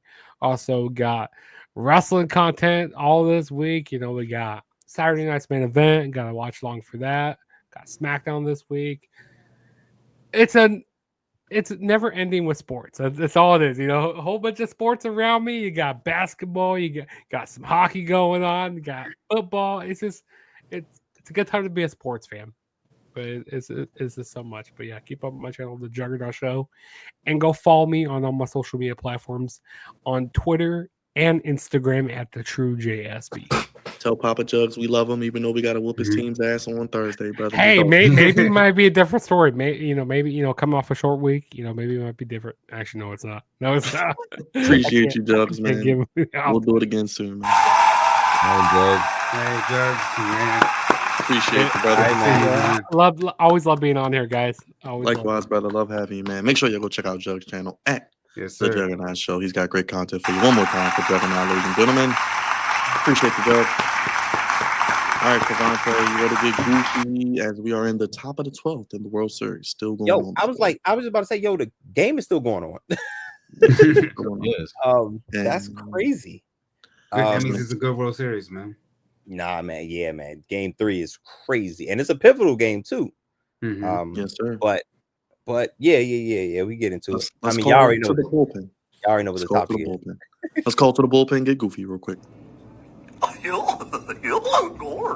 something wrong here.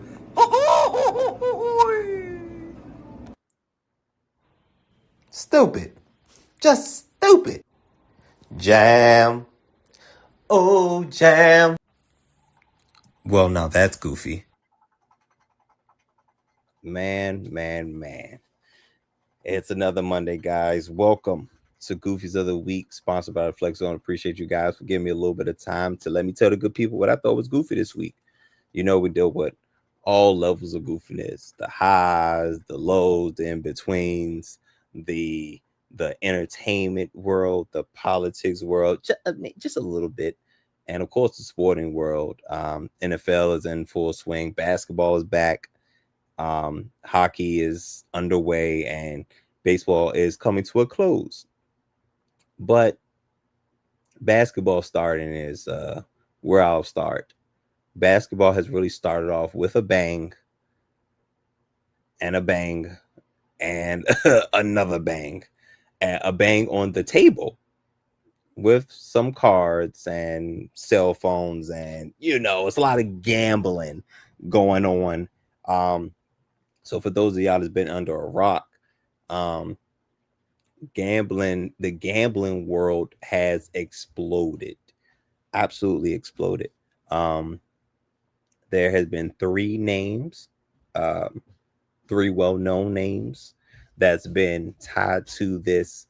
That's been tied to a bunch of different gambling issues. A couple of them are connected. Now they're all connected because it's gambling, but they're not directly connected.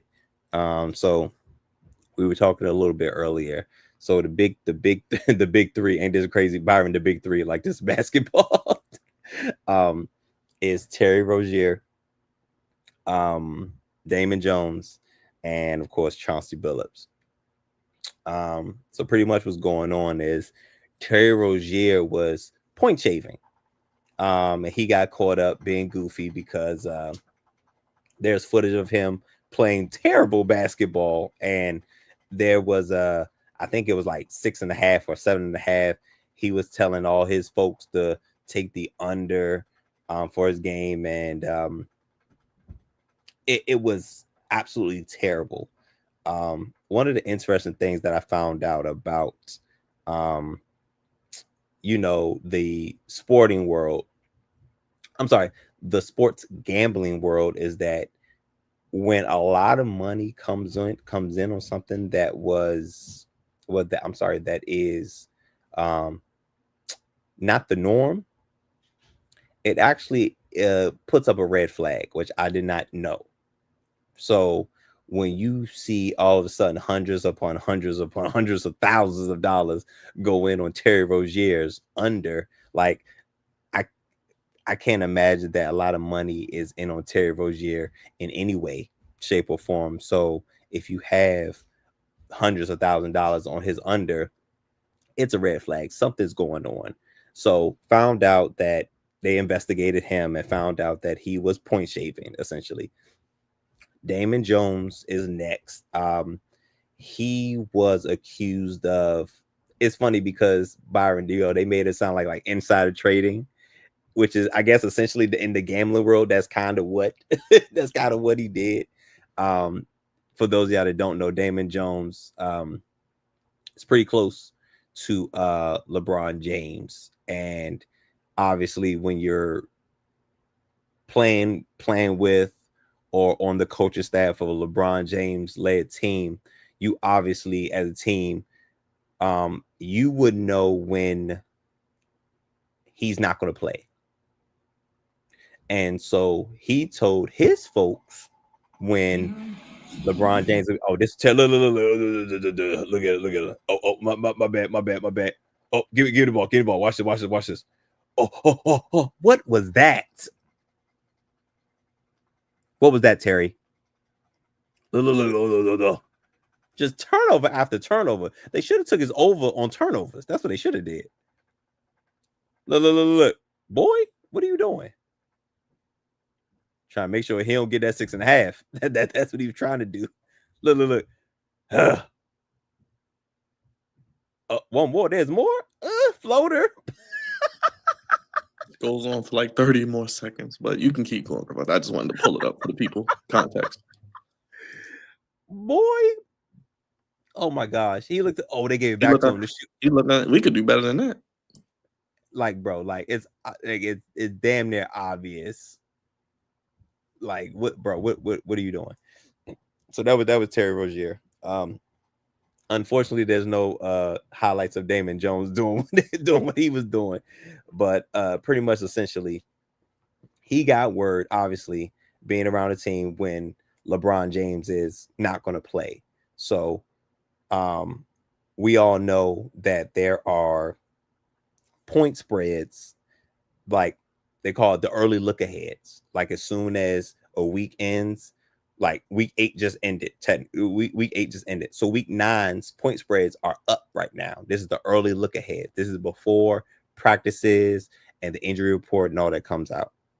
Because we all know once the injury report comes out, if a key name is on there, the point spread is going to move. So what Damon Jones was doing, he was giving his folks a heads up, telling them to bet on the opposing team because LeBron is not going to play and get the good number before it flips. So yeah, that's what he was doing. And his was kind of goofy too, because anything surrounding LeBron James is going to raise eyebrows and stuff like that. Cause like, why all this money come in on the Milwaukee Bucks to beat the Lakers, and LeBron James hasn't been ruled out yet? Weird. Wages placed unders and props. Yeah, yep. Terry Rozier left the game early. And then Byron also, he finished the season with a injury. I said, oh, okay. But the most egregious of them all was Mr. Big Shot, Chauncey Billups, NBA champion, Leaders of the Bad Boy Pistons Act 2. Point guard, the floor general for them. Well respected, great career, Hall of Fame career. Head coach for the Portland Trailblazers. Again, a lot of respect to him. Just even that championship against the Lakers, like leading the Pistons over the Lakers in that championship where they didn't have, I don't think they had any all-stars on that team. And that was a great feat for the city of Detroit, and Detroit basketball in general. And Chauncey Billups definitely led the charge. Made a lot of big shots throughout his career. Thus the name Mr. Big Shot. He was caught up in a poker. So his wasn't really it was sports gambling, but it wasn't basketball. It wasn't necessarily what Damon Jones and Terry Rozier was doing. His was more so like hands-on playing cards, playing poker specifically. Somehow, some way, Chauncey Billups got caught up with the mob. He got caught up with the folks. He got it with them, the real movers and shakers in the big cities. And got caught up with them pretty much. And Chauncey Billups is already, he's a poker player. So they somehow, some way got him to, hey, sit down, play a couple games here and there, lose some, win some, you know what I'm saying? And we'll break you off some money. So, and the mob essentially was using Chauncey Billups as the face, like, hey, come play poker with your favorite Detroit Pistons or your favorite point guard or your favorite Hall of Fame NBA player or favorite or coach, whatever. Chauncey Billups is here. Come sit down and play cards with him, which obviously brings in more money, more revenue, more eyes. But the setup they had was crazy. Like they had different like eyewear that can like see through the cards. Some of the cards had marking on it. The table had x-rays, so you really could, everything was see-through pretty much. Like what they had going was absolutely crazy. And Chauncey Billups was the face, essentially, you know what I'm saying, of it, at least the most recognizable face at least. And he was pretty much getting, I would say, they say he got $50,000 for one game. I think he probably got $50,000 consistently, however many games he participated in. And it's just so unfortunate because you would never think that it was 35 names. 35? What is going on? Oh man, hey, listen, man. Talk about dropping dimes, huh, Byron? He was singing like Chris Brown over there. Oh man, he's a cage bird.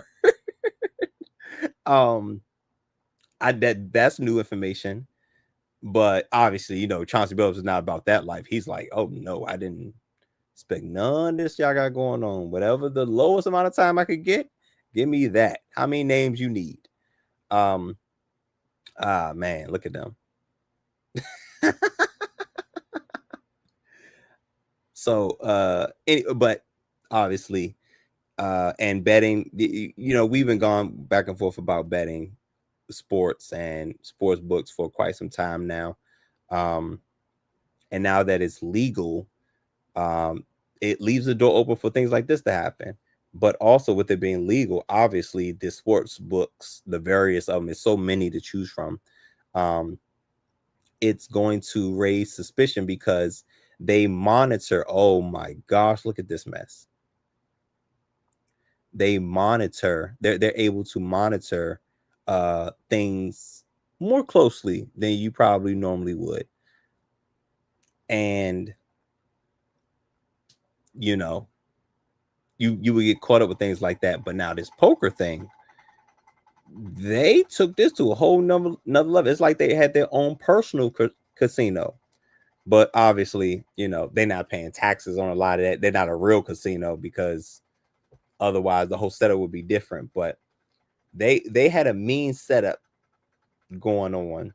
But when you got setups like that, the FBI gets involved. They build a case. Apparently, they've been building a case since before the pandemic or right around early in the pandemic.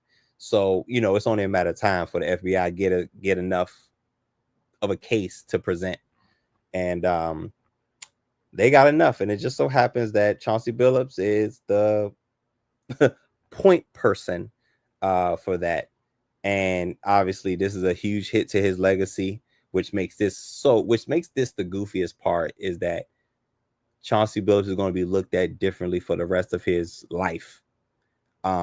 With this, his coaching career is all but probably over. His Hall of Fame career is in jeopardy because they're talking about that it's a possibility that they may take him out the Hall of Fame.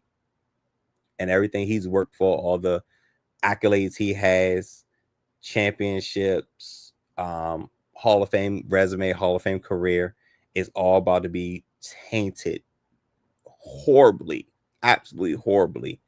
Because one thing they don't like is when you mess up the integrity of whatever league or association you're a part of.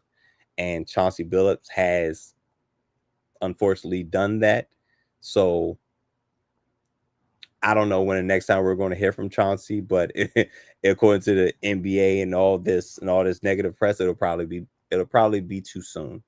Unfortunately, he probably won't be able to be associated with any basketball moving forward, which is very unfortunate because I know he still has a love for the game and a passion for the game. But I just don't think it was worth it for him to get in bed with folks like that because the cons very much outweigh the pros. And I hate that he fell into a trap like that. But those are my goofies of the week, you know, Damon Jones, Terry Rozier, and Chauncey Billups. But the most of them, Chauncey Billups. Y'all know my line. There's a thin line between goofy and great, and these brothers are all on the wrong end of it. Got to do better. Oh, gosh, something wrong here. Thank you for that, Cravante. Episode 511 next week. Drizzy Dre. How you feeling? I'm feeling good. Hopefully, you know, I'll continue to feel good. Depends on how the Ravens do on Thursday. Executive producer, one half of the founding fathers, Drizzy Dre, the OTC, Flex on Messiah, the Commandalorian, Captain of the Goofy Ship, senior producer, one half of the founding fathers with Drizzy Dre. What's going on? Voice of Reason. Sunday night game this week. Oh man. So what? So you guys play on Thursday? Mm-hmm. Yeah, so my Thursday is occupied this week. Bro, I don't even know what day. It's too much going on this week. I just thinking about it makes my head hurt. Probably Friday morning, probably again, if possible. I gotta say on spooky day. Yeah, Halloween. Halloween morning. Okay, fair enough. I mean, the vibes are going to be similar to this past one, so I mean, it is what it is, man. But shout out to the Ravens getting together. Well, we'll see. Hopefully. Raj, as you get ready to head to Miami, safe travels. Oh, yeah, I know we'll be talking, man. but how you feeling, my guy? Tired. So let's end the damn show. Hit the like and subscribe button. You heard the man. Hit the like and subscribe button. He'll be in Miami. You'll be able to see his shenanigans, the fun in Miami with Big Raj and the Flex Zone family. Drizzy Dre back with us as always. He'll be hitting the road for some Ravens games as well. And Cravante Bebe giving you the Commanders coverage as well. And the gambling knowledge, you know, as well. I do what I can, man. I do what I can. Hey, thank you everybody in the chat. Shout out again to Jugs. Go check out his channel, The Juggernaut Show. You'll probably see him on the stream with us this week. Loaded week of content. We'll be here tomorrow. We'll be here Wednesday. We'll be here Thursday, Friday, Saturday, and Sunday. So check us out. We'll be here. Only place, fellas, give you sports how you want it. When you need it. Thank you everybody in the chat. You're watching on next. Come on over to YouTube. Subscribe. Hit the like button. Vote on the poll. We gone, y'all. Throw your ones up, making the knowledge. We're putting the kids to bed. It is October 28th. So next show will be next week. Will be in November as we head towards the end of 2025. For Dre, Cravante, Raj, and Jugs, thank him again. Thank you, everybody in the chat. We're putting the kids to bed.